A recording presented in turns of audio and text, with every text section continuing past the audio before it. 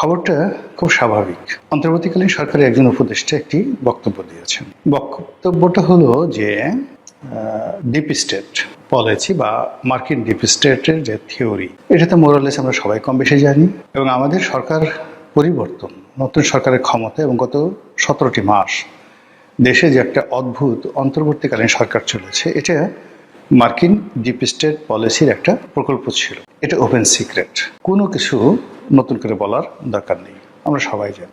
আর এটি যে মার্কিন ডিপ স্টেট পলিসির সরকার ছিল এবং যে সরকার শেখ হাসিনা সরকার, তার যে পতন হয়েছে, এটা আমরা মূলত ডোনাল্ড ট্রাম্প ক্ষমতা আসার পর তার মুখ দিয়ে এই কথা যখন শুনলাম, তখন আমরা বললাম হায় হায় হায় হায়, এ কি হল। এর আগে ডোনাল্ড লু, তারপর পিটার ডি হাস, তাদের যে তৎপরতা, ইমরান খানের পতন, পাকিস্তানের রাজনৈতিক অস্থিরতা, শ্রীলঙ্কার সরকার পতন, নেপালে যাকে বলা হয় একটা উত্তাল অবস্থা, এসব দেখে শেখ হাসিনার আর্তচিৎকার আমরা শুনতে পাচ্ছিলাম। আমাদের দেশের সবাই বলার চেষ্টা করছিল এরপরে বাংলাদেশ, কিন্তু আমরা আসলে সতর্ক হতে পারিনি, নিজেদেরকে নিয়ন্ত্রণ করতে পারিনি, অথবা পুরো পরিস্থিতি আমাদের অনুকূলে রাখতে পারিনি, ফলে যা হবার তাই। এখন এই যে ডিপ স্টেটের সময়টিতে কি হয়েছে, যেটি বলা হয়ে থাকে আমেরিকা অর্থ দিয়েছে, অস্ত্র দিয়েছে, তারপর সেই অস্ত্র দিয়ে মানে ইমিডিয়েট মানে আন্দোলন হচ্ছে, লড়াই হচ্ছে, সেই সময়টাতে মারাত্মক কিছু দুর্ঘটনা ঘটানো। আর যদি ফেল হয় তাহলে আইএসের মতো, তালেবানের মতো দীর্ঘমেয়াদে, বা বোকো হারামের মতো, হুতিদের মতো যে সকল সংগঠন বছরের পর বছর রাষ্ট্রের বিরুদ্ধে গেরিলা যুদ্ধ করছে, ঠিক তাদের মতো যুদ্ধ করার জন্য এই ডিপ স্টেটের যারা কুশীলব ছিলেন, তারা বাংলাদেশে অর্থ বিনিয়োগ করেছে। এটা এই উপদেষ্টা আসিফ মাহমুদ সজীব ভুঁইয়া তার একটি বক্তব্যে ইতিপূর্বে আমরা যাকে বলা হয় জেনেছি। তিনি বলেছেন যে আমরা যদি প্রাথমিক পর্যায়ে সফল না হতাম, তাহলে আমরা দীর্ঘমেয়াদে সশস্ত্র যুদ্ধে যেতাম সরকারের সঙ্গে। Message is clear. তখন তাদের ক্ষমতা ছিল, অনেকে এটা নিয়ে আলোচনা করেছে হালকা, কিন্তু ইন ডিটেলসে যায়নি। তো দ্বিতীয়ত, সম্প্রতি তিনি যে বক্তব্যটা দিয়েছেন সেটা হলো মার্কিন ডিপ স্টেট পলিসি যারা হত্যাকর্তা, তারা তাদেরকে এই যে আরো দীর্ঘ সময়, অর্থাৎ 2029 সাল পর্যন্ত ক্ষমতায় থাকার জন্য একটা ছক এঁকেছে। তারপর বলেছিল যে আপনারা থাকেন, কোন নির্বাচন করা লাগবে না, বিএনপিকে নির্বাচনে আসতে দেওয়া হবে না, তারেক রহমান সাহেবকে দেশে আসতে দেওয়া হবে না, এশরাককে ঢাকার মেয়র পদে নিয়োগ দেওয়া হবে না, ইত্যাদি যা কিছু ঘটেছে। 5 বছর ক্ষমতায় থাকা, 50 বছর ক্ষমতায় থাকেন, আজীবন ক্ষমতায় থাকেন, এই যে ডক্টর মোহাম্মদ ইউনূসের যে বক্তব্যগুলো, এগুলোর সঙ্গে যে একটা ডিপ স্টেট পলিসির গ্রিন সিগন্যাল ছিল, সেই গ্রিন সিগন্যালটি এই সময়টাতে আসিফ মাহমুদ সজীব ভুঁইয়া ফাঁস করে দিয়েছেন। আচ্ছা, আমরা তো আসলে দার্শনিক হিসেবে খুব কমই দক্ষ। মলম বিক্রির বিজ্ঞাপন, জারি গান, সারি গান, তারপরে বানরের নাচ, পুতুল নাচ, এগুলো আমার খুব প্রিয় বা আমাদের প্রিয়। কিন্তু ঘটনার পিছনে যে ঘটনা থাকে, সেই জিনিসগুলো দার্শনিকতার দৃষ্টিকোণ থেকে চিন্তা ভাবনা করার মতো মানুষ আমাদের দেশে খুবই অল্প। ফলে কি হলো, অতীতে যে ঘটনাগুলো শেখ হাসিনার জামানাতে শুনেছি, আমরা ভাবিনি, চিন্তা করিনি এটার পরিণতি কি হতে পারে। ক্ষমতাসীনরাও চিন্তা করেনি, বিরোধী দলও চিন্তা করে। ডক্টর মোহাম্মদ ইউনূসের জামানাতে আমরা যারা কথা বলেছি বা যে সকল ঘটনা ঘটেছে, সেগুলোর effect, after effect, side effect কি হতে পারে, ডক্টর ইউনূস এবং তার সঙ্গী সাথীরা যেভাবে চিন্তা করেননি, দেশ জাতীয় চিন্তা করে। আবার এখন তারেক রহমান সাহেব ক্ষমতায় আসছেন, মনে হয় যেন একেবারে 2041 সাল পর্যন্ত ক্ষমতায় থাকবেন, তারপরে তার স্ত্রী ক্ষমতায় আসবেন, তার স্ত্রীর পর তার সন্তান জায়মা রহমান ক্ষমতায় আসবেন, এরপরে নাতিপুতি যারা আছে তারাও ক্ষমতায় আসবেন। ঠিক এইরকম একটা আত্মবিশ্বাস নিয়ে বিএনপি যখন এগুচ্ছে, তখন হঠাৎ করে আসিফ মাহমুদ সজীব ভুঁইয়া এই মার্কিন ডিপ স্টেট পলিসির কথা কেন, আমরা এটা নিয়ে আলোচনা করছি, সমালোচনা করছি, কিন্তু এর পিছনে যে একটা বিরাট থ্রেট আছে, হুঁশিয়ারি আছে, হুমকি আছে, এই হুমকির কথা আমরা কেউ চিন্তা করছি না।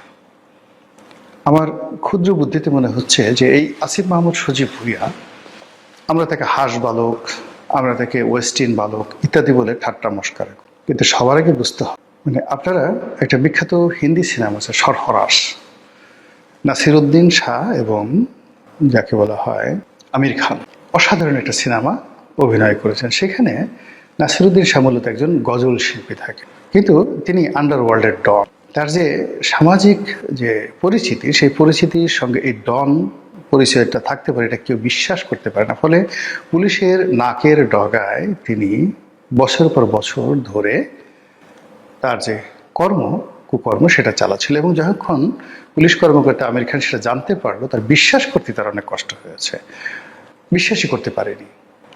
কথাটা বললাম এই কারণে যে বিপ্লবীর কণ্ঠে যখন সঙ্গীত থাকে, তলোয়ারের সঙ্গে যখন বাঁকা বাঁশের বাঁশুরি থাকে, সেটা যে কত বড় ভয়ঙ্কর হতে পারে তা কবি নজরুলের যে এক হাতে বাঁকা বাঁশের বাঁশুরি আর এক হাতে রণতুর্য, এটার ব্যাখ্যা আপনারা পড়লেই বুঝতে পারবেন যে এটা কি পরিমাণ হয়। কথাটা বললাম যে আসিফ মাহমুদ সজীব ভুঁইয়া, সে কাওয়ালি গান গায়, তারপর গজল সন্ধ্যায় টিএসসিতে গজল গান গায়, আবার সশস্ত্র যুদ্ধের সর্বাধিনায়ক রূপে, গেরিলা যুদ্ধের সর্বাধিনায়ক রূপে সে যুদ্ধ করার ঘোষণা দেয়। সে বাংলাদেশের সবচেয়ে পাওয়ারফুল কয়েকটা মিনিস্ট্রি একত্রে চালায় 17 মাসের প্রচণ্ড প্রতাপে। এবং তখন আসিফ মাহমুদ সজীব ভুঁইয়ার সামনে কেউ দাঁড়ানোর সুযোগ পায়, কি মির্জা ফখরুল সাহেব, কি সালাউদ্দিন সাহেব, মানে ওনারা যে আছেন, ইনক্লুডিং তারেক রহমান সাহেব। মানে এই যে আসিফ মাহমুদ সজীব ভুঁইয়া, তার যে ব্যক্তিত্ব, তার যে পার্সোনালিটি, ওই পার্সোনালিটির সামনে তার যখন ক্ষমতা ছিল, স্বয়ং ডক্টর মোহাম্মদ ইউনূসও তার সঙ্গে চোখাচোখি করতে, সে হাসতেও না, শুধু কাজ করে যেত, কথা খুব কম বলত, সবগুলো তার সিদ্ধান্ত ছিল।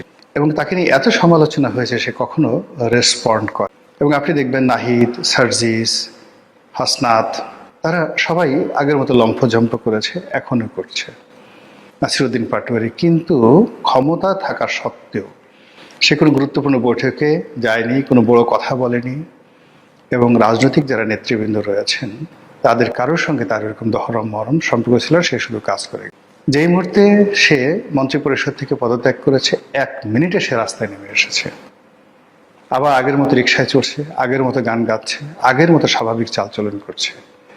It's dangerous. শুধু এতটুকুই বললাম যে বিএনপি যে সমস্ত লোকজন এখন বড় বড় কথা বলছেন, মন্ত্রী এমপি যে সকল বড় বড় কথা বলছেন, তারা আমার দৃষ্টিতে আসিফ মাহমুদ সজীব ভুঁইয়ার কাছে শিশু, ইনফ্যান্ট। এত দ্রুত এত পরিবর্তন হয় না। তাকে যদি সেই হারুনের ভাতের হোটেল থেকে শুরু করে আজকের এই পর্যন্ত ঘটনাগুলো ডট ডট সাজান, তাহলে দেখতে পারবেন যে এই যুবক যেখানে বসেছেন, যেখানে দাঁড়িয়েছেন, সেখানে একটা ইতিহাস তৈরি করেছেন, সবার থেকে আলাদা। তিনি যা কিছু করেছেন সবার থেকে আলাদা, এবং বিনা প্রয়োজনে একটা সিঙ্গেল কাজ তিনি। তো এই যে হঠাৎ করে এত বড় মন্ত্রিত্বের একটা পদ থেকে পদত্যাগ, তারপরে সে ইলেকশন করলেন না, এটা স্বাভাবিক ঘটনা নয়। আর এখন সে স্মরণ করাই দিচ্ছে ডিপ স্টেটের কথা। ডিপ স্টেটের সাথে সাথে সঙ্গত কারণে সেই যে গেরিলা যুদ্ধ, সেই যে অস্ত্র, সেই যে শস্ত্র, সেই গোলা বারুদ, সব জিনিসগুলো সামনে চলে আসছে। নতুন সরকার এখনো পর্যন্ত তার সন্ধান করতে পারেনি কয়টি অস্ত্র আছে, কত হাজার অস্ত্র আছে, কার কার হাতে আছে, এবং এই অস্ত্র দিয়ে রাষ্ট্রের কি ক্ষতি করা যেতে পারে, সরকারের কি ক্ষতি করা যেতে পারে, রাষ্ট্রের সমস্ত কর্মকাণ্ড কিভাবে অচল করা হতে পারে, এটা সরকার ভাবতেই আছে না। তারা 2041 সন পর্যন্ত ক্ষমতায় থাকবে, এটা নিয়ে নাকে তেল দিয়ে ঘুমাচ্ছে।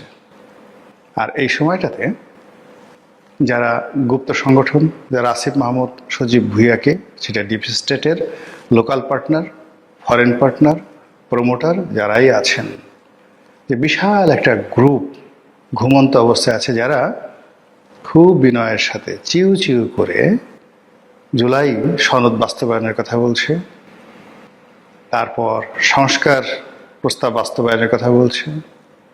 এর মাধ্যমে তাদের সঙ্গে বিএনপি যে সমঝোতা হয়েছিল, সেই সমঝোতাগুলো মূল্যায়ন করার জন্য দাবি জানাচ্ছে, এই দাবির মধ্যে হঠাৎ করে ডিপ স্টেট আসা মানেই ডু ইট, ইমিডিয়েটলি এই কাজগুলো আপনারা করুন, আদারওয়াইজ আমরা আমাদের মতো আগের জায়গায় ফিরে যাব, দুই চোখে অন্ধকার দেখবেন। এটাই আমার ব্যাখ্যা,